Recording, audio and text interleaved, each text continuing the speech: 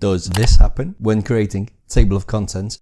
It's an easy fix. Enter a heading. Select the heading from the home menu. Choose heading 1 from the styles section. Repeat this for how many times you need it. Return to the page where you want to add your table of contents. From the menu, choose references. Click table of contents. Choose your preferential style.